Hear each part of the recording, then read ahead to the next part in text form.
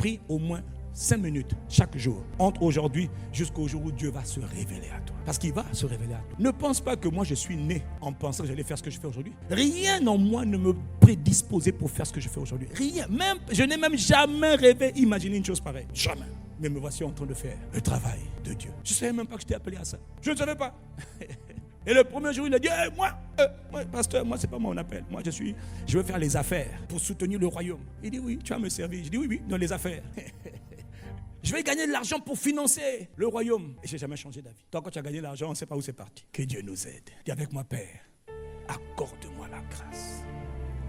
Accorde-moi la grâce de découvrir ta volonté pour ma vie. Et accorde-moi la grâce de poursuivre l'accomplissement de ta volonté. Parce que mon frère, ma soeur, rien ne sera plus important que ça.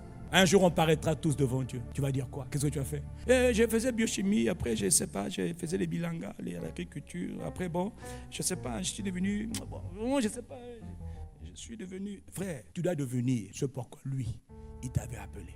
80% des gens sur la planète sont déprogrammés, sont perdus, n'ont pas de repère. Parce qu'ils ne savent pas que celui qui a créé les cieux et la terre avait un projet pour eux. Satan les a voilés, Satan les a aveuglés. Toi, il n'est jamais trop tard. Tu peux encore crier à Dieu chaque jour. Père, révèle-moi. Fais-moi connaître ta volonté. Fais-moi connaître ce que tu as préparé pour moi. Quand on parle de la volonté de Dieu, on te parle de quoi? De ce que Dieu t'appelle à faire, t'appelle à être, t'appelle à devenir. Dis un bon amen. Et il va te le mettre dans ton cœur comme un fardeau. Moi, je ne voulais pas être pasteur. Pasteur Yvon ne voulait pas être pasteur. Mais à un moment donné, quand on a prié à Dieu, c'est devenu un fardeau. C'est-à-dire, c'est comme un feu qui te prend à l'intérieur. Quand tu dis, non, je ne ferai pas cela. Ne pense pas que l'homme qui parle aime le micro. Ne pense pas que moi, je suis quelqu'un, on dirait, ouais. Non! Chaque jour, c'est une souffrance. Chaque jour, c'est des soupirs. Mais je suis appelé à faire la volonté de Dieu. Ne pense pas que je suis content d'aller faire. Non, mais j'ai appris à être content en faisant la volonté de Dieu. Et avec toutes les calomnies, les critiques, mon âme bénit Dieu. D'ailleurs, même les critiques, c'est mon carburant. Chez moi, les critiques, les calomnies, c'est comme l'essence. Ça vaut la peine de continuer à faire la volonté de Dieu. Ça ne m'affecte pas, bien au contraire. Tu as dit que le pasteur n'est pas normal. J'assume, mais c'est ça mon carburant. C'est pourquoi?